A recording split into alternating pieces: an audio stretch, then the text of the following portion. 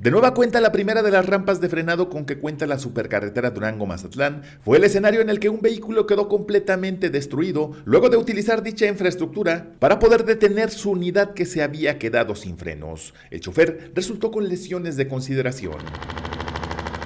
El percance ocurrió poco después del mediodía del domingo en la rampa de frenado ubicada en el kilómetro 24 de la supercarretera Durango-Mazatlán, sitio en el que un operador cuyos datos no fueron obtenidos decidió ingresar luego de quedarse sin frenos en la pendiente que conduce al Valle del Guadiana sobre la empinada vía de comunicación. El vehículo, que transportaba tomates, recorrió prácticamente todo el trazo de la rampa y no fue sino hasta el final cuando logró detenerse, pero cuando ya el camión había resultado completamente destruido y el chofer con lesiones de consideración.